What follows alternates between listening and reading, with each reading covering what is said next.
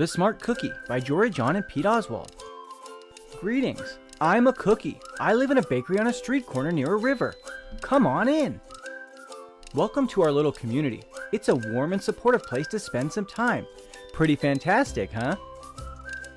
These days, life is sweet, but my journey wasn't always a cakewalk. When I was younger, I couldn't have imagined fitting in here. For a long time, I didn't feel comfortable speaking up or sharing my ideas. I didn't feel like a smart cookie. I wanted to be a cookie who knew all the answers, a cookie who felt confident in a group, a cookie who said aha when solving a puzzle, like this, aha. Looking back, I had some trouble in my early days. I went to a school in a gingerbread house. Our teacher, Ms. Biscotti, was kind and patient. When I arrived each morning, she'd wave at me and smile. But I didn't get the best grades, and I never raised my hand because I couldn't think of the answers as fast as others, and I was the last to finish most tests. It wasn't because I didn't care, and it wasn't because I didn't try. Sometimes I'd get distracted and mess up, even though I knew the material. Those were the most frustrating moments of all. Once I misspelled the word dough. That was rough. Another time I added when I meant to subtract. Occasionally, we'd have a lesson where I absolutely had no idea what was happening. I just couldn't keep up. I imagined that my desk was a raft, and I was completely lost at sea, because that's what it felt like. At night, I slept in a cookie jar. I had about 6 dozen roommates. Move, you move. No, you move. No, you move. No, you move. I'd stay awake and stare out the window and worry, and it went this way day after day after day. But then something happened that changed everything. It all started with a homework assignment. Ms. Biscotti requested our attention one afternoon. Tonight, I would like you to create something completely original. It can be anything you want. Please bring it to class tomorrow. That was it. There was no further instructions. Ms. Biscotti winked at me as I gathered my belongings. I felt like I had a million butterflies in my stomach. Create anything? Something original? Due tomorrow? Nope. When I got home, I immediately went to work. At first, I tried a cooking project. The results were half-baked. Next, I tried to hammer and nail something. It splintered immediately. Then I tried making a sculpture. It was a complete bust. I wondered if I was about to fail yet another assignment. I was stuck. I stared out the window and watched the rain hit the river. There was something mesmerizing about the water, how it moved in such a chaotic way, swirling around and around, yet ultimately figuring out exactly where it needed to go. Aha! Suddenly I had an idea.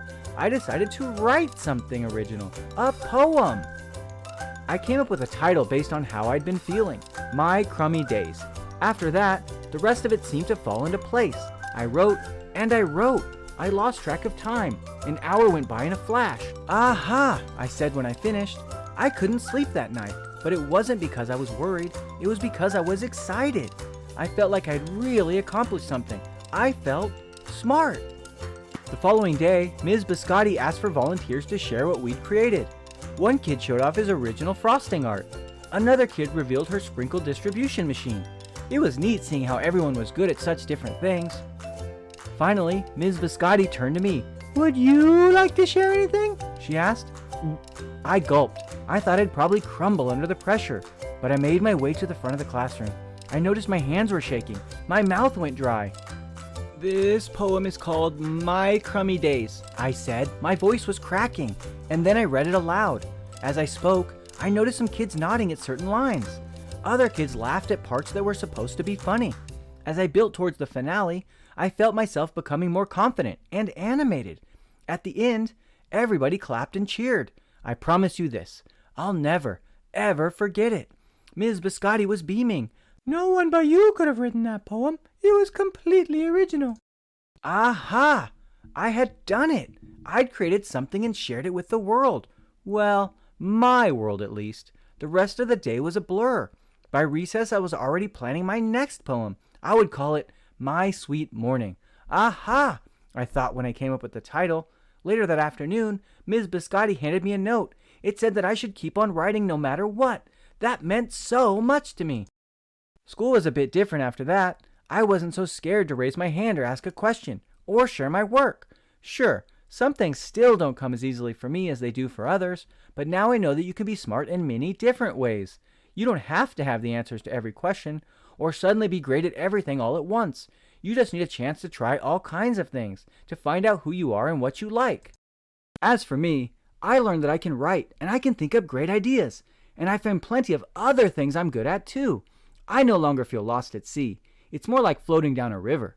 And the best part is, there's always more to learn, because we're all smart cookies.